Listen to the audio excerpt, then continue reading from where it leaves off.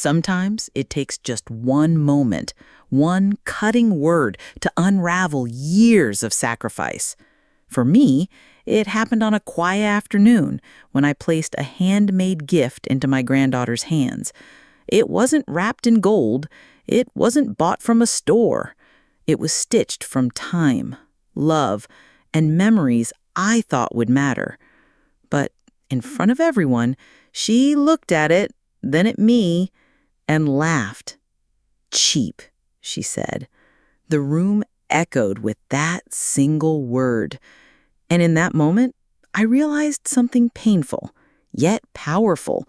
All my giving, all my sacrifices had gone unseen. But instead of breaking, I smiled.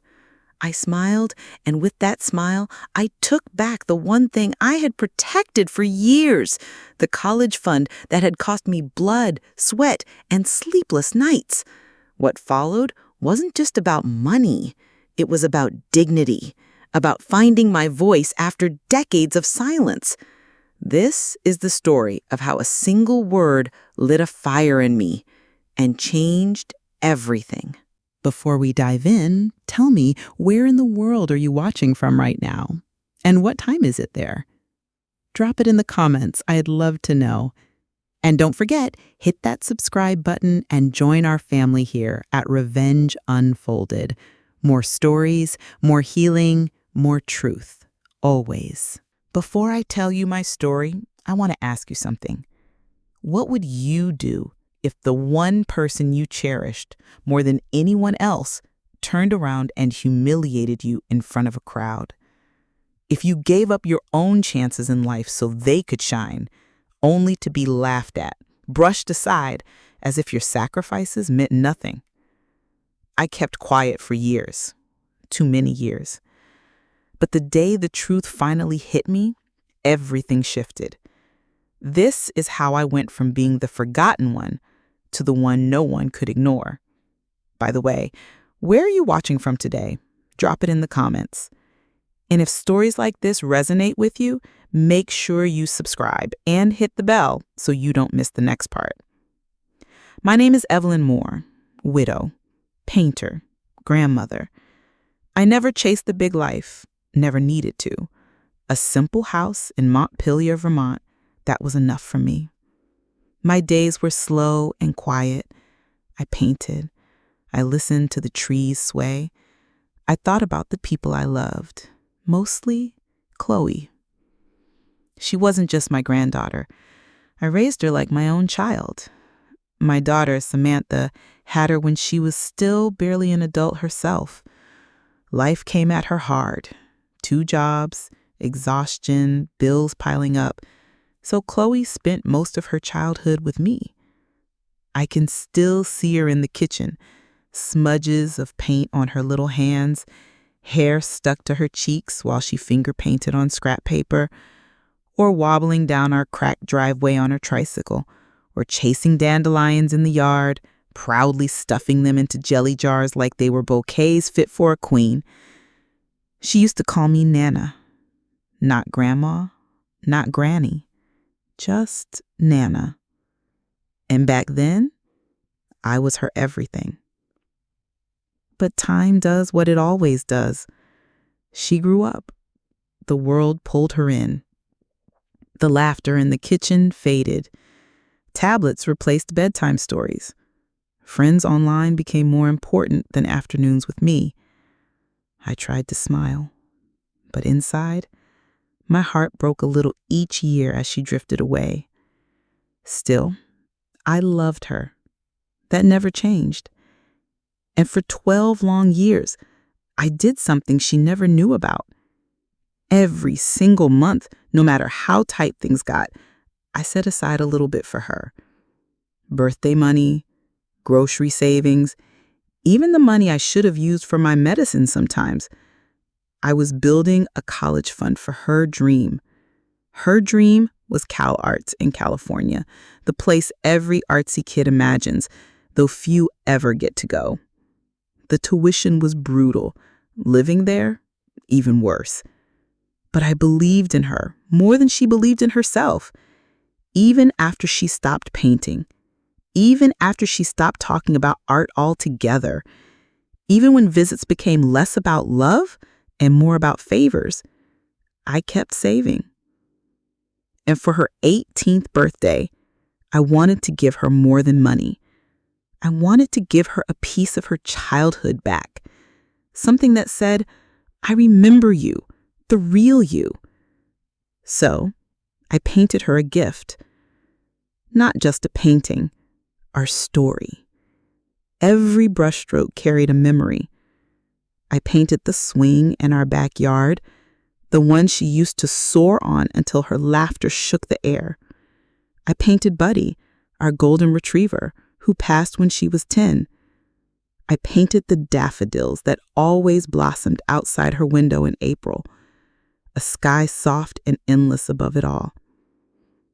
When it was finished, I wrapped it in plain brown paper, tied it with white satin ribbon.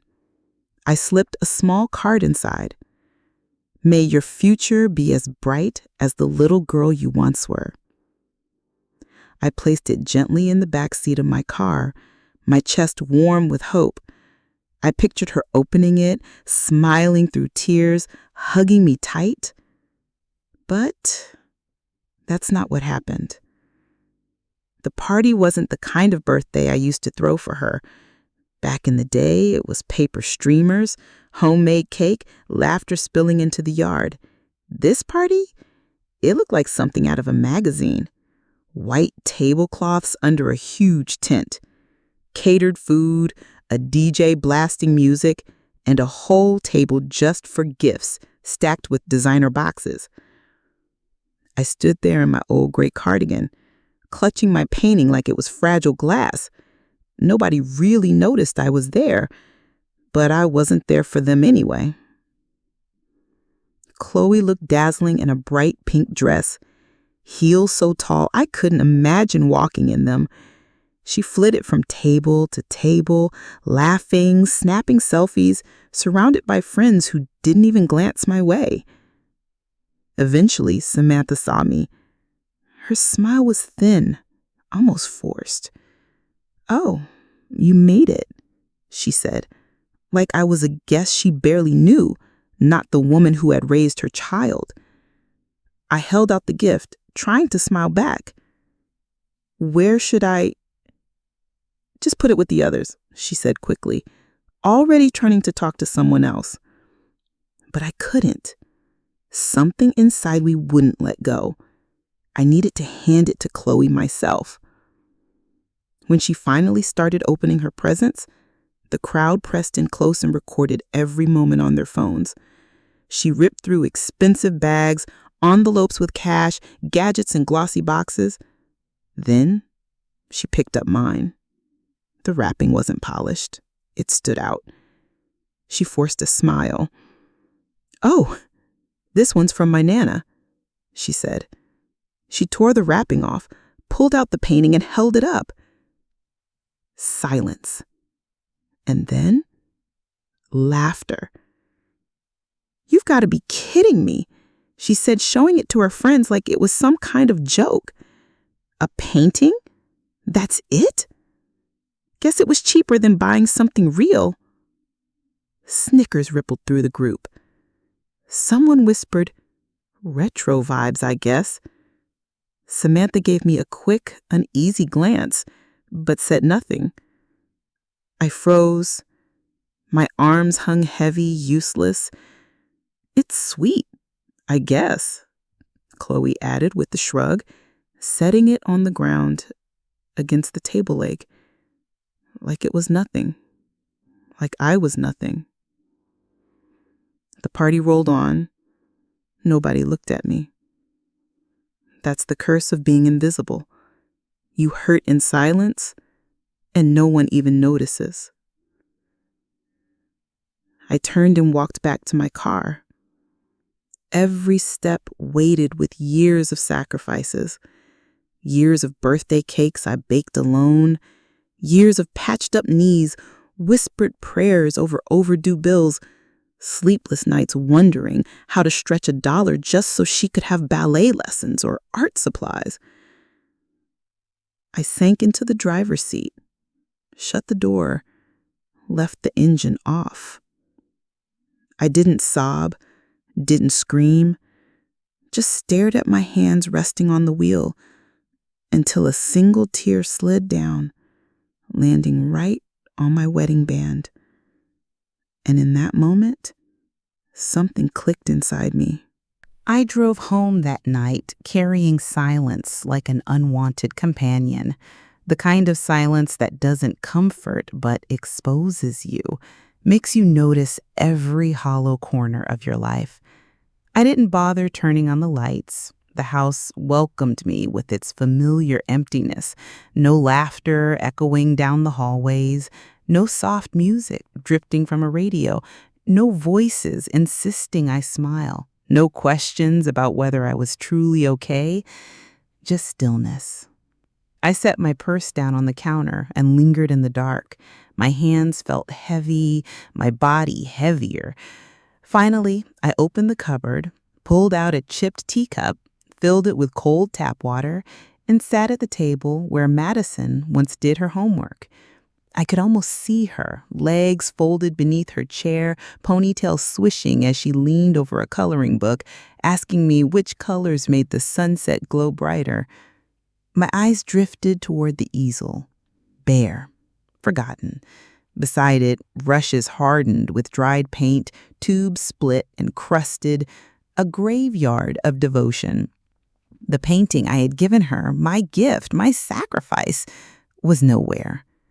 That canvas had cost me weeks of my body aching, nights of restless thoughts, each detail carved out of my love. Yet she had laughed. They all had. I glanced at my teacup, watching the faint reflection of a woman I barely recognized ripple across the water. My chest tightened. Slowly, deliberately, I stood, walked to the hallway, and opened the drawer that held a folder labeled in neat black ink, College Fund, Madison. The folder was thick. Inside were 12 years of proof, receipts, deposit slips, printouts, every skipped haircut, every canceled cable bill, every time I said no to myself so I could say yes to her. I told myself it was worth it, that she was worth it. But when I turned on my old desktop computer and logged into the bank portal, my fingers didn't tremble. They typed the password automatically, muscle memory from years of sacrifice. The balance blinked on the screen, cold and precise. I knew exactly what every digit had cost me. I hovered only a second before clicking transfer. Not to her, to me. The progress bar crawled across the screen as if it were daring me to change my mind, but I didn't. Transfer complete. For the first time in over a decade, the money was mine, my name, my account. I slid the folder back into the drawer, shut it firmly, and turned off the computer. No one needed to know. Not tonight. Maybe not ever. I wasn't motivated by revenge. This wasn't punishment. It was something quieter, deeper, like a boundary drawn in the ashes of humiliation. For the first time in my life, I chose me, not my daughter, not my granddaughter, not the storybook role of what a grandmother is supposed to be, just me. So I brewed a cup of tea the right way, warm with honey. I sat in the silence and let it seep into me, healing corners I didn't realize were fractured. I didn't feel powerful. I didn't even feel angry. I just felt done. The next morning, my slippers dragged against the linoleum as I shuffled to the kitchen. My eyes landed on the computer like it was a witness I hadn't yet faced. But the truth was undeniable. The transfer had happened. The money was no longer for her dreams. It was mine. I expected guilt. Instead, there was only quiet. A strange, foreign quiet that wasn't peace, but wasn't chaos either. just space. That afternoon, my phone buzzed. "Hi, Nana. Can I stop by today? Miss you." I froze. Nana? She hadn't used that word in months, maybe longer. I stared at the screen, debating, but didn't reply right away. 2 hours later, she stood on my porch, Madison, with a bakery box in her hands. The kind of place I used to admire from behind the glass but never dared enter. She looked polished, her smile stretched wider than sincerity, her arms wrapping around me before I could even react. My body stiffened. I remembered her voice at the party, slicing me open in front of her friends, but I let her hug me. She smelled of sugar and expensive shampoo, nothing like the little girl who once smelled of crayons and peanut butter. "I was just thinking about you," she said, breezing into the kitchen like old times. I wanted to apologize about the party. I was overwhelmed. I didn't mean what I said. She folded her hands neatly on the table, nails manicured, phone glowing faintly in her lap. Her words were soft, practiced. "I shouldn't have said those things about the painting. It was sweet of you. It's actually beautiful."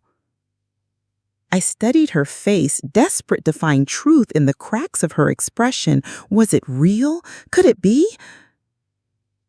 "I missed you," she added, voice trembling just enough. "I've been thinking a lot about college, about Cal Arts. I know the fund is complicated now, but I don't care about that. I just want us back.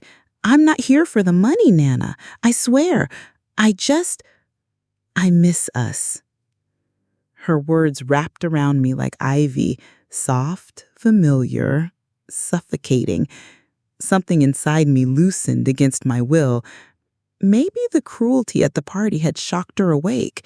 Maybe this was her attempt at mending. Maybe I had been too harsh. After all, youth is clumsy.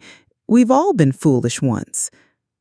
"I'll think about things," I murmured, my voice gentler than I intended. "But I'm glad you're here." Her smile bloomed, the same wide smile she had when she was 7, drawing rainbows and scrawling, "I love you, Nana," in shaky crayon. We ate cookies. She stayed for dinner. She washed dishes beside me, asking about my latest painting, as if we could simply step back into the warmth of what once was. She even brought up a few childhood memories. The swing in the backyard, Max chasing butterflies, the daffodils that lined the old fence. Each word was like a needle stitching through me, pulling together the torn edges of my heart. Against my better judgment, I began to soften. I wanted to believe her, to believe us. That night, I found myself opening the folder that held the college fund. My hand hovered over the transfer option. I didn't press it, but I stared at it far longer than I should have. Maybe she really had changed. Maybe the party, the humiliation, had been some ugly turning point. Or maybe I was just so desperate for her love that I was willing to risk being wrong. Sleep refused to come. Instead, her voice echoed endlessly. "I'm not here for the money, Nana, I swear." But every time I tried to cling to those words, the sound of that cruel birthday laughter came crashing back, mocking, undeniable. And still, I pushed the doubt down. I buried it deep. Because sometimes it's easier to believe a lie that feels like love than to face a truth that leaves you completely alone. It was on a Tuesday, an ordinary gray sky Tuesday, that the truth finally stepped out of hiding. Madison had come over that morning, her laptop tucked under her arm, her smile bright as spring. She said she needed help printing a scholarship form, and of course I agreed. I'd been the family's tech helper since the 90s, even if now I could barely work a smartphone. She stayed for lunch. We laughed, we ate, She left in a hurry to meet her friends, waving as she rushed out the door. I stood at the sink, humming an old jazz tune we used to love, rinsing the dishes, feeling a tiny spark of hope. Maybe this is healing, I thought. Maybe we're really rebuilding something. Then I went into the study. Her laptop was still open, screen glowing softly. I reached to close it, but my eyes caught on the chat window that stretched across the screen. At the top it read, Madison chatting with Emmy. My heart thudded, warning me to look away, but something stronger, deeper, some primal instinct told me to read. The words hit like a slap across the face. Don't worry, she's falling for it. I've been sweet, cried a bit, told her I missed our bond. Classic emotional bait. She always melts with that family crap. My hands trembled as another message appeared, fresh and merciless. Just need a couple more visits. She's already thinking about putting the fun back. I know it. Told you, she's predictable. I'll be in CalArts by fall, manifesting. I froze. These weren't careless words. They weren't mistakes. They were calculated, rehearsed, deliberate. The hugs, the tears, the laughter about old memories, the swing, the dog, the daffodils, all had been scripted. A performance, a manipulation. I don't know how long I stood there staring at those words. Minutes, hours, it didn't matter. My legs finally carried me to the sofa, where I sat with the laptop heavy on my knees. Her sweetness, her "I missed you, Nana," replayed in my head like a broken record, and every echo now sounded faker than the last. A chill spread through me, colder than winter. How did I not see it? How had I fallen for it again? Her messages were littered with emojis and exclamation points, as if they came from some stranger who had borrowed my granddaughter's name. No, not a stranger, something worse. A predator. One who knew exactly which buttons to push, which wounds to reopen, which memories to weaponize. I wanted to scream, but no sound came. Instead, I closed the laptop gently, as if I were shutting a coffin. The grief I felt wasn't for the girl I just lost. It was for the girl who never truly existed outside my imagination. The sweet, paint-smudged child who once told me I was her best friend. That child was gone. Maybe she had been gone far longer than I dared to admit. I sat in silence until the sun sank and the house turned dark. This wasn't disappointment. It was betrayal. And betrayal by design cuts deeper than any accident. Later, I walked to my painting corner. I pulled the cloth from the canvas, the one she had mocked so cruelly at the party. The swing, the dog, the daffodils, all painted with love, all dismissed as cheap. But staring at it now, I understood something I hadn't before. She hadn't rejected the painting. She had rejected me. I whispered to the canvas, my voice steady this time. You're not worthless, and neither am I. That night, I didn't sleep. I didn't even try. I sat in my old rocking chair, a blanket over my shoulders, the only light coming from the porch lamp bleeding through the curtains. Pain has its own silence. It doesn't always scream. Sometimes it just sits beside you, breathing in rhythm, waiting for you to notice. Her words kept echoing. She always melts with that family crap. And I thought about all the times I had melted. When Lauren slammed doors and called me overbearing, I let it pass. When Madison drifted further away, I convinced myself she was just busy. When holidays came and went without a call, I still baked cookies and left them at her door. I melted because love made me soft, because forgiveness felt safer than loneliness, because loyalty had become my survival. But survival has a cost, and mine had been steep. I had given up every piece of myself just to keep from being abandoned. For what? So my granddaughter could laugh behind my back? So she could reduce me to a gullible, desperate old woman tricked into surrendering her life savings? That night, rage finally rose inside me. Not loud, not wild, but quiet and steady, like fire spreading through dry grass. And for the first time in a long while, I didn't melt. There are different kinds of anger. The wild, noisy kind that burns fast and leaves you hollow. And then there's the quiet kind. The kind that sharpens you, that strips the wool from your eyes and forces you to see, not just who you've become, but who you're finally done being. That night, long after the house had gone silent, I rose from bed. The clock read a little past 3 a.m. My body felt heavy, but my mind was wide awake. I walked into the living room toward the painting Madison had sneered at, the one she called cheap. I stood in front of it for a long time. My eyes traveled across the canvas, the faded swing set, the loyal dog, the patch of daffodils. Once, it had felt like a wound I couldn't stop touching, but in that moment, it wasn't pain anymore. It was proof. Proof that I had loved with everything I had. Proof that I had been real even when others weren't. I whispered into the quiet, "You're not going into a closet. Not anymore." And for the first time, I believed myself. I crossed to the bookshelf, reached high, and pulled down an old camera I hadn't touched in years. My hands trembled as I snapped a photo of the painting. Then I sat at my desk, switched on the computer, and searched.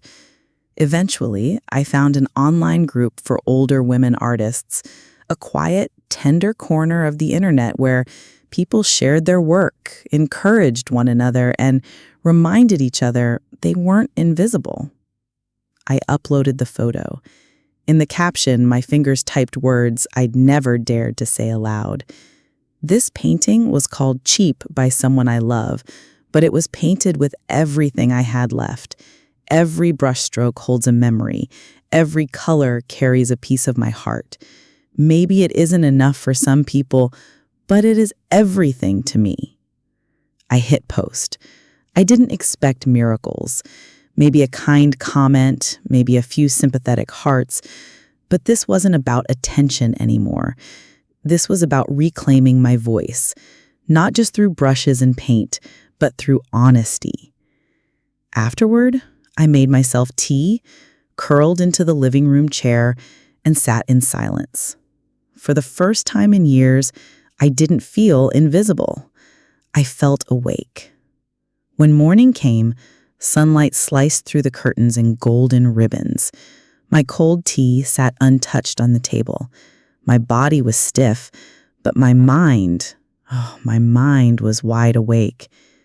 I shuffled back to the computer, still expecting very little, but the screen was glowing. Notifications poured in, comments, likes, shares. My breath caught. The painting, the same one dismissed as worthless, was alive out there. Not as pity, but as recognition. People were seeing it, really seeing it. I clicked into the comments. This made me cry. The emotion is overwhelming. Whoever called this cheap has no idea what love is. Do you sell prints? I'd hang this in my home. Please tell me you're exhibiting somewhere. My pulse raced, my eyes blurred with tears, and then came the private messages. Dozens of them, mostly from women, mothers, grandmothers, daughters, women who had been called too soft, too sentimental, too much, women who said my story was their story too. And then one message froze me. Hi, Helen. I'm a curator at a small gallery in Brooklyn. Your piece stopped me cold. Would you consider exhibiting it? We'd be honored. Brooklyn. A gallery. I read it 3 times. Then I turned toward the painting leaning quietly against the wall, half in shadow, and I whispered, "They see you." With trembling fingers, I replied, "Yes, I'd be honored too." The response was immediate. Within hours, messages from art magazines, blogs, even a major platform flooded my inbox. It was as though I had tossed a single pebble into still water, and instead of ripples, a tidal wave had come crashing back. Later that afternoon, the curator called me. Her name was Dana. She spoke with warmth, with reverence, as if the painting had touched her personally. She said, "I'd like to come pick it up myself. It's not just art, it's a story people need to hear." She asked me what I wanted to call it. My throat tightened, but then, slowly, I smiled. "Call it The Rejected Gift." There was silence on the other end, and then Dana whispered, "Perfect." When we hung up, I sat at the kitchen table staring at nothing. It wasn't about revenge anymore. It wasn't about Madison's cruelty or Lauren's silence. It was about reclaiming the pieces of myself I had scattered and abandoned. About taking what they dismissed and turning it into something untouchable. That night, I didn't just sleep. I dreamed of color, of light, of finally being seen. 2 weeks later, I stood in a sunlit gallery in Brooklyn, surrounded by strangers who lingered in front of my work longer than I ever imagined. My painting hung on a pure white wall, framed simply, lit softly. The placard beside it read, "The Rejected Gift" by Helen Carter. I stared at that little sign until my eyes blurred. Dana appeared at my side, her voice low. We had over 300 people at the opening. It's the most attention we've had all season. I turned to her, stunned. She only smiled and said, "And there's more."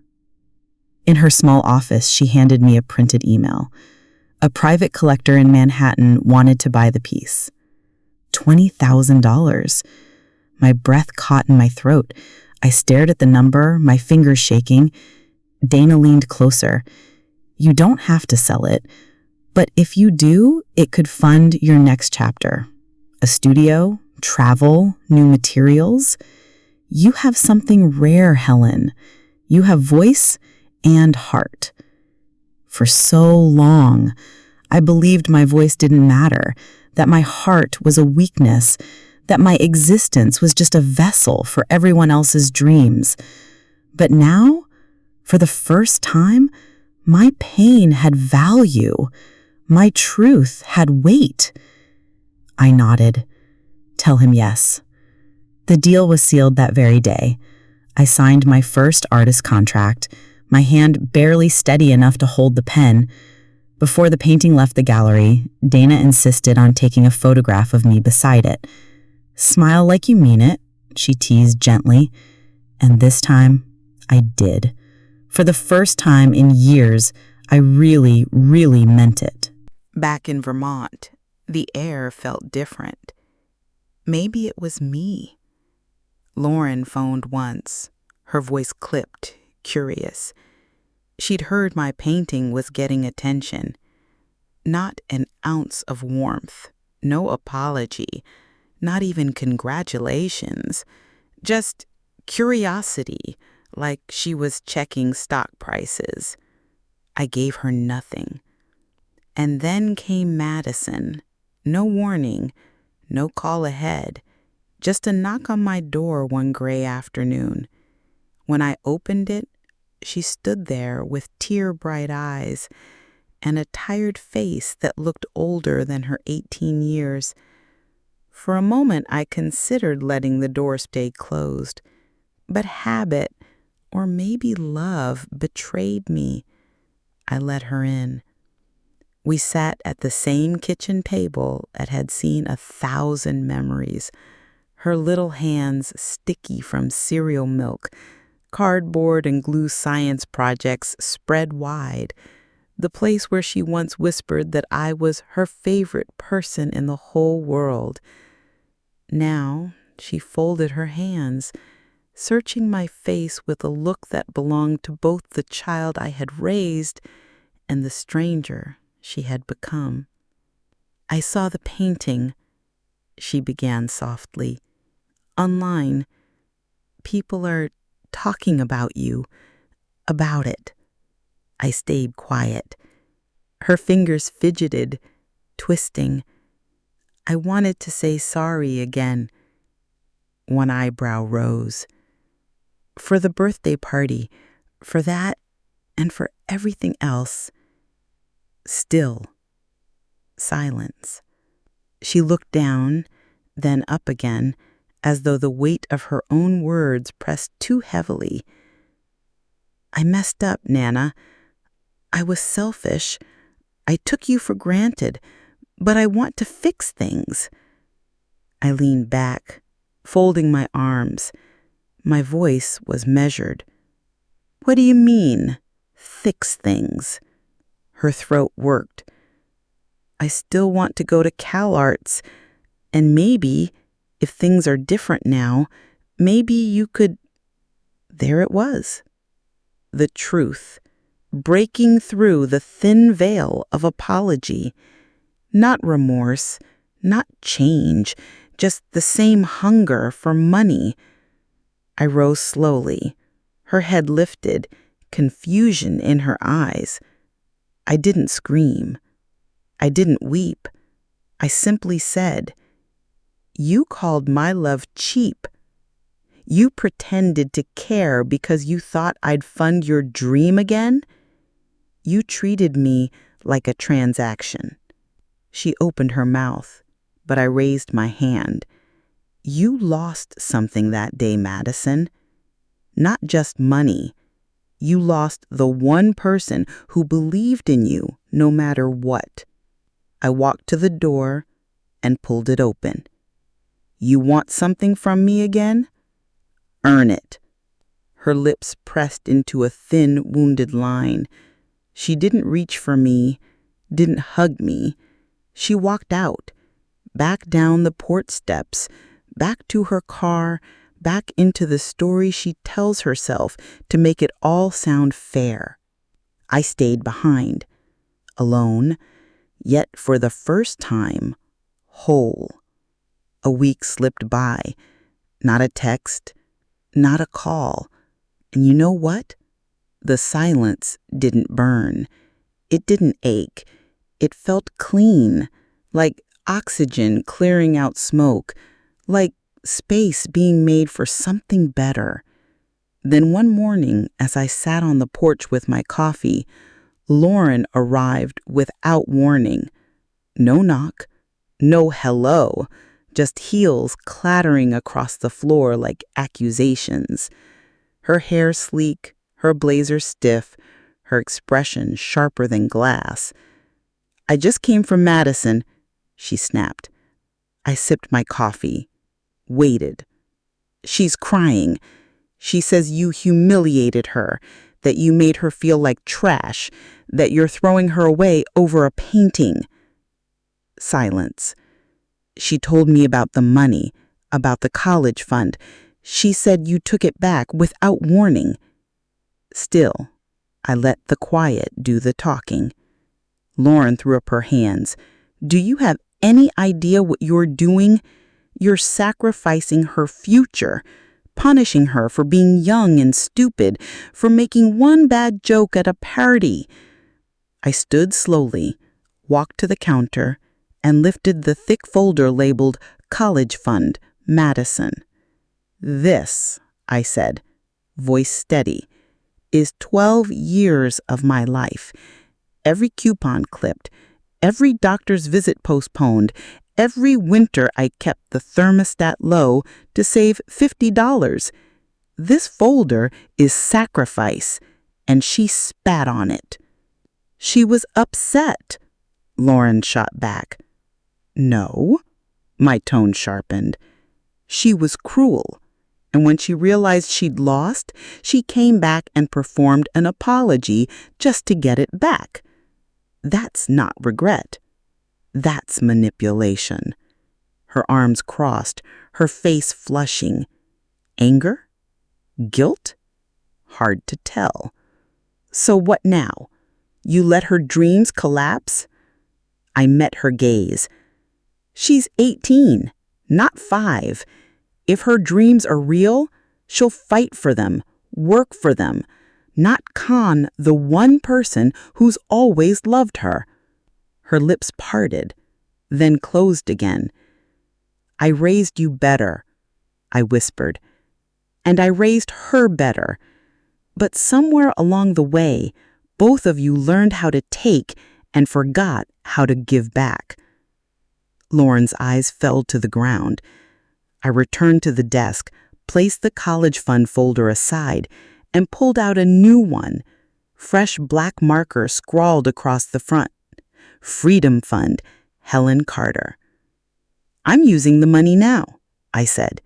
Not for anyone else. For me. Lauren froze, staring at the words. Her lips parted, but no sound escaped. I gave you both decades. Now, I'm taking a few years back. You really won't pay for CalArts? She whispered at last. No, I said firmly. I already paid in full, with everything I had, and you both threw it away. She left without another word. I poured myself another cup of coffee. My hands were steady now. They say when one door closes, another opens. But maybe it's not about doors at all. Maybe it's about the walls finally collapsing so you can see the sky. Days later, an email arrived. The subject line read, "Late bloomers, women who found their voice after." It was from an editor at the New York Chronicle. She'd seen the gallery exhibition, read about the painting, and wanted to feature me. I laughed out loud. A late bloomer, maybe, or maybe I always had something worth saying, only now no one could talk over me. I told her everything, but not Madison's name. This wasn't about exposing anyone. This was about truth. My painting was dismissed, I said softly, not because it lacked value, but because the person it was meant for couldn't recognize love, even when it was right in front of her. The journalist was silent for a long moment. Then she nodded. That, she whispered, is going to resonate with so many people. She was right. 2 days later, the article went live, and it exploded. My inbox turned into a flood. Letters from women all over the country, grandmothers, mothers, even young women barely starting their lives. They said they saw their own future in my past. They didn't want to wait until they were 60 to finally claim their voices. They wanted to change direction now, before it was too late. Each message felt like a mirror held up to my journey. Some were confessions, some were pleas, but together they formed a chorus. We see you, we feel you, we are you. Invitations began pouring in. A virtual conference asked me to speak about courage and healing. A publishing house wanted to discuss a memoir. Every day, strangers turned sisters filled my inbox with stories of loss, resilience, and the hunger to be free. And then the call came. Paris. An art collective representing women from every corner of the globe wanted to feature my rejected gift in a traveling exhibition across Europe. They would cover everything, fly me out, make sure my voice was part of something bigger. Your story, the woman said in a lilting French accent, is exactly what this world needs right now. When the call ended, I sat frozen. For the first time in my life, I wasn't just seen, I was heard. Not for being someone's mother, not for being someone's grandmother, but for being Helen Carter. That night, I walked into my studio. A blank canvas waited. This time, I didn't paint Madison. I didn't paint the swing or Max or the daffodils. I painted a woman standing at the edge of a cliff, arms open wide, wind tangling her hair, a vast horizon before her, limitless, fearless. I titled it Freedom. I hung it exactly where the college fund folder once sat, because this life, this strength, this peace, this was the education I had been denied, and yet I had earned it, brushstroke by brushstroke, breath by breath. For so long, I had believed the world rewarded kindness, sacrifice, loyalty, that if you gave enough, eventually the universe would give back. But that wasn't true. Not for me. At least, not until now. Paris was a dream. The moment I stepped into the gallery on the Seine, I felt transformed, as though rejection had never existed, as though silence had never swallowed me whole. The lights, the city, the hum of voices, it all burned brighter than I'd ever imagined. Around me, the artists were young, radiant, brimming with energy. They were the women I used to dream of being decades ago. But I didn't envy them. Not anymore. I didn't need their light to know I was worthy. I was worthy in my own right. When my painting was unveiled, the room went still. Faces softened, eyes glistened. Some stared as if trying to drink in every ounce of the emotion I had poured onto that canvas. They weren't just seeing art. They were seeing me. And it ached, achingly beautiful to finally be recognized for the very thing I had always given so freely. My love, my sacrifices, the pieces of myself I buried so others could rise. But here, no one asked me to disappear. No one expected me to shrink. Later that evening, standing by my painting, the same one Madison had mocked, I received offers, invitations, a gallery in London, an exhibition in Australia centered on female empowerment, more conferences, more opportunities. And with each one came the same refrain.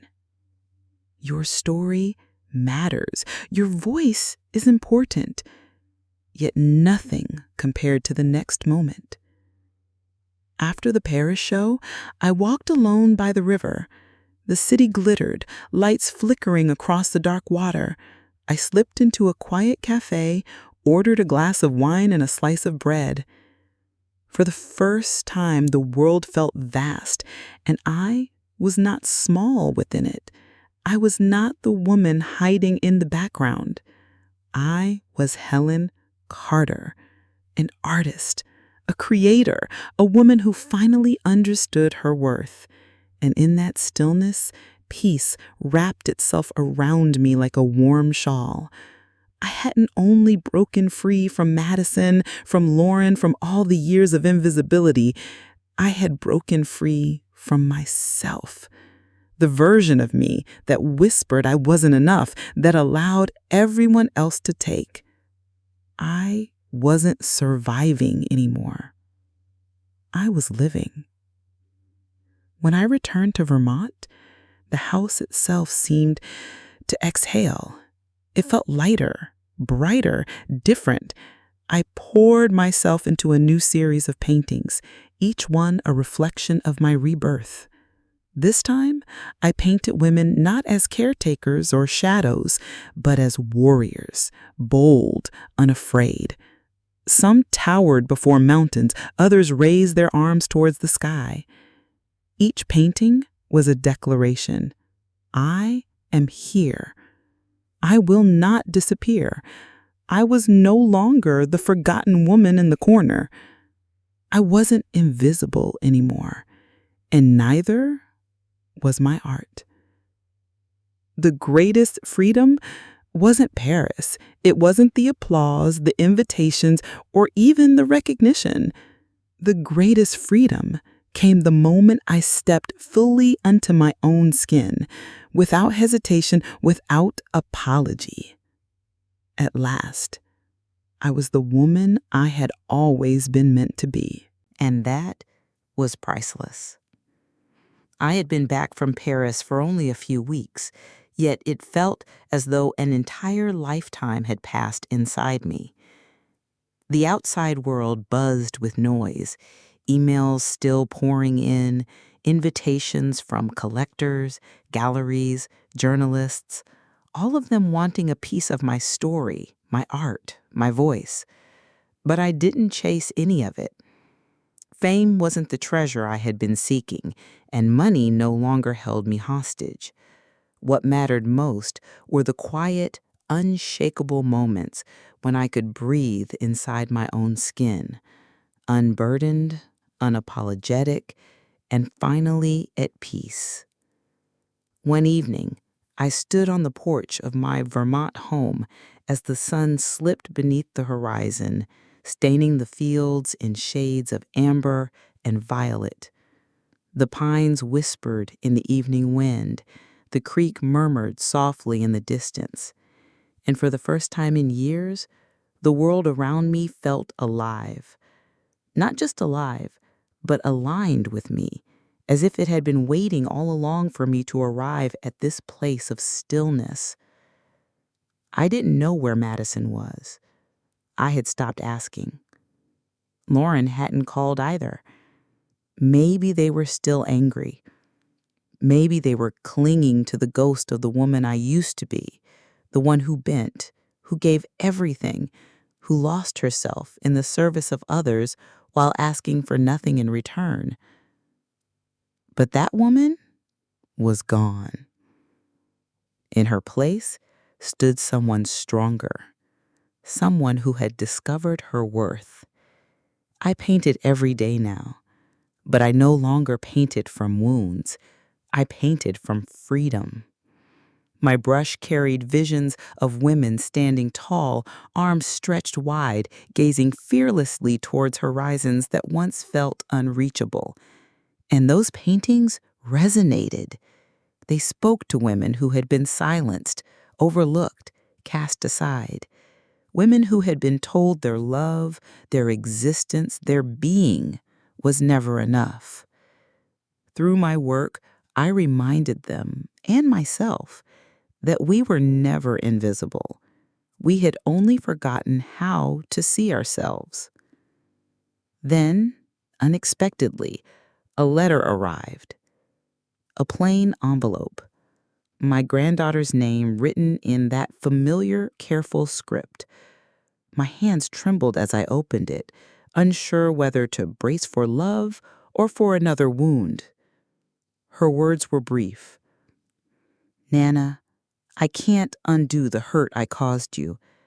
I'm not asking for forgiveness. I just want you to know I'm sorry. I've been selfish and I regret how I treated you. I hope one day you'll see me differently. Love, Madison. I read it twice, slowly. And instead of the ache I had feared, a calm washed over me. I wasn't angry. I wasn't even sad.